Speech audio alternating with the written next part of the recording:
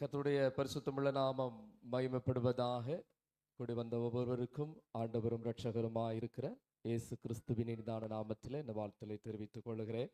கர்த்தர் உங்களை ஆசீர்வதிப்பாராக. அல்லேலூயா. எத்தனை பேர் சந்தோஷமா இருக்கீங்க?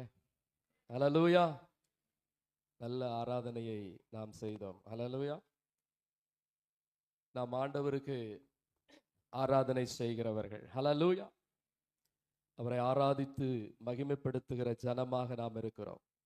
அல்லேலூயா. கர்த்தர் நாம் மகிமைப்படுவதாக. நிச்சயமாய் இன்றைக்கு இந்த தேவனுடைய ஆலயத்தில் கர்த்தர் நம்மோடு இருக்கிறார், நம்மை ஆளுகை செய்கிறார். நமக்காக அவர் எல்லாவற்றையும் செய்ய, நமக்கு அவர் ஊழியம் செய்ய இந்த இடத்தில் அவர் வந்திருக்கிறார். அல்லேலூயா.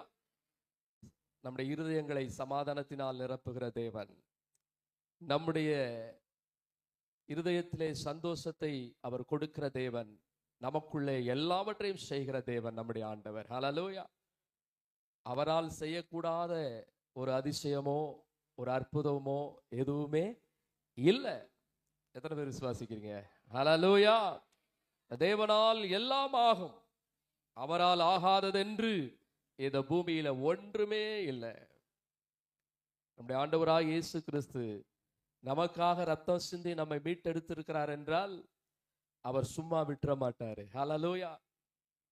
ஒரு தகப்பன் தன் பிள்ளைக்கு இறங்குவது போல நான் உங்களுக்கு இறங்குவேன். ஹல்லேலூயா. கர்த்தர் நமக்கு எல்லாவற்றையும் செய்ய வல்லமையுள்ளவர்.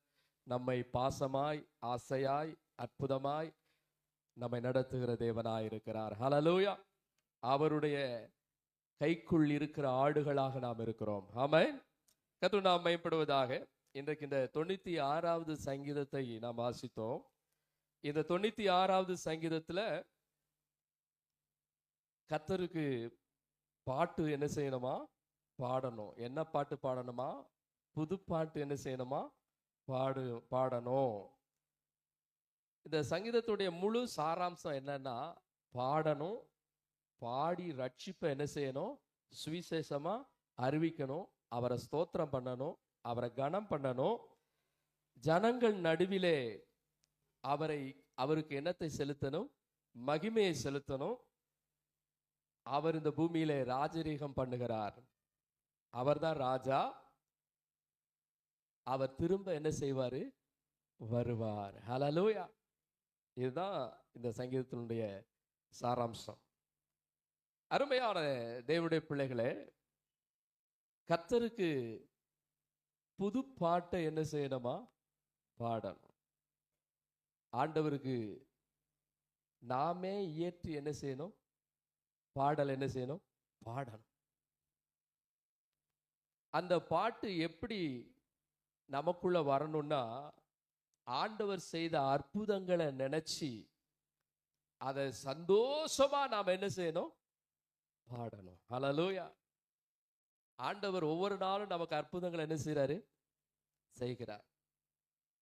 எனக்கு ஒரு நாள் கூட ஆண்டவர் அற்புதமே செய்யல அப்படின்னு யாராவது சொல்ல முடியுமா?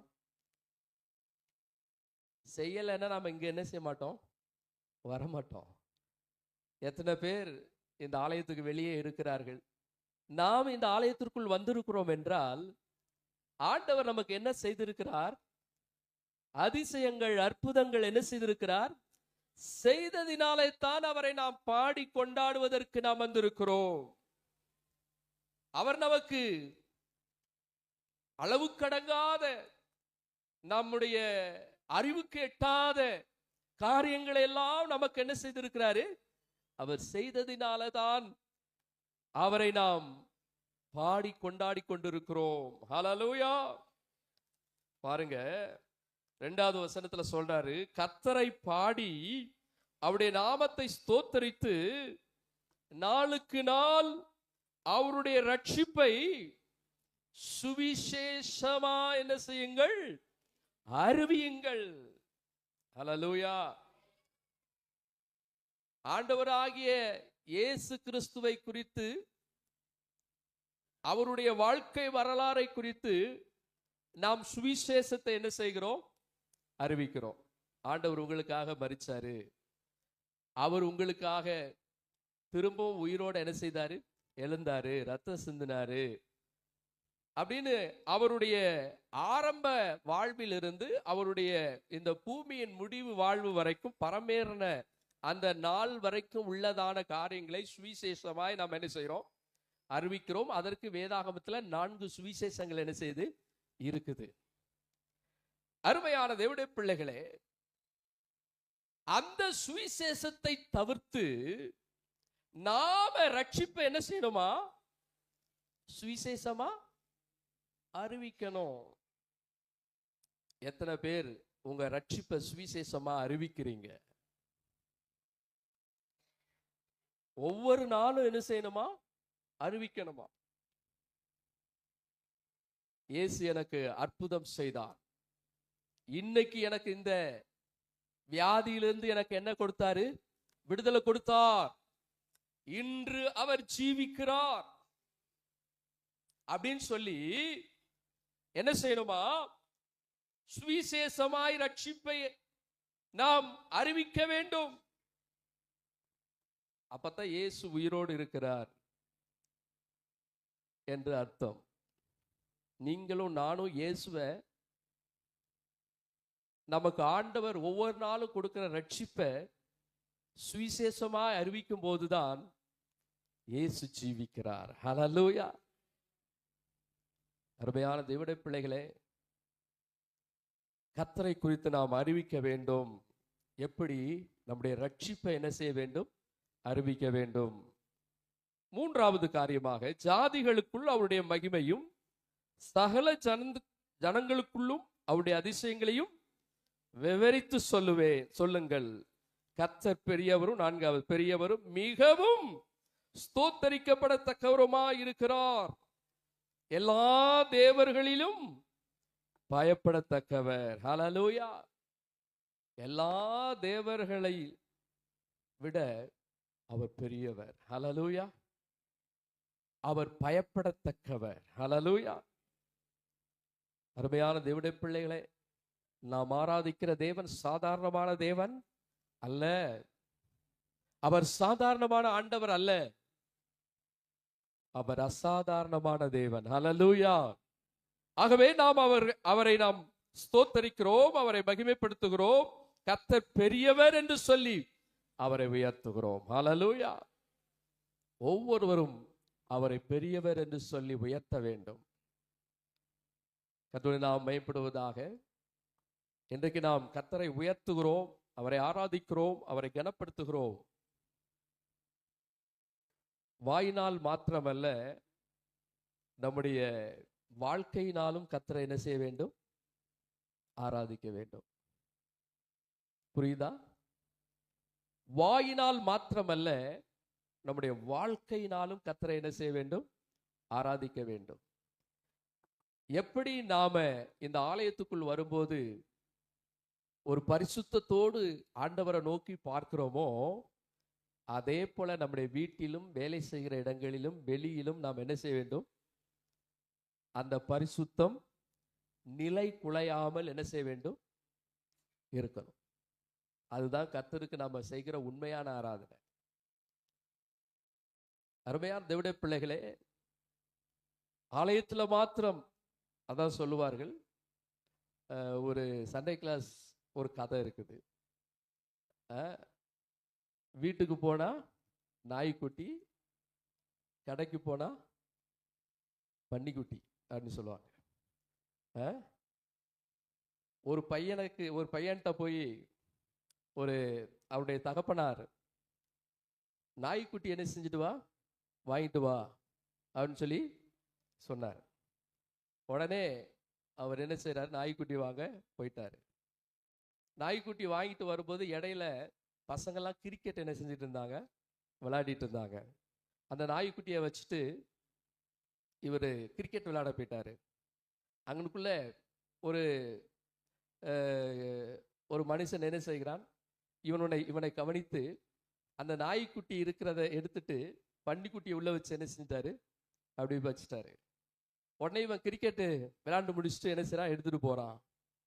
போனா வீட்டில் போய் பார்க்கும்போது என்ன இருக்குது? பன்னிக்குட்டி. அப்பா திட்டுறாரு, என்னடா நான் உன்னை நாய்க்குட்டியில் வாங்கிட்டு வர சொன்னேன், நீ என்ன செய்கிற? பன்னிக்குட்டியை வாங்கிட்டு வர. இல்லையே, நான் பன்னிக்குட்டி தான் வாங்கினேன். போடா திரும்ப வாங்கிட்டு வாடான்னு சொல்லி என்ன செய்கிறாரு? அனுப்புகிறாரு. அவன் திரும்ப வர்றான். அதே மாதிரி கிரிக்கெட் என்ன செய்கிறாங்க? விளையாடுறாங்க. அங்கே விளையாடுறான். திரும்ப அந்த ஆள் என்ன செய்கிறாரு? அதுக்குள்ளே இருக்கிற பன்னிக்குட்டி எடுத்து நாய்க்குட்டி உள்ள வச்சுறாரு.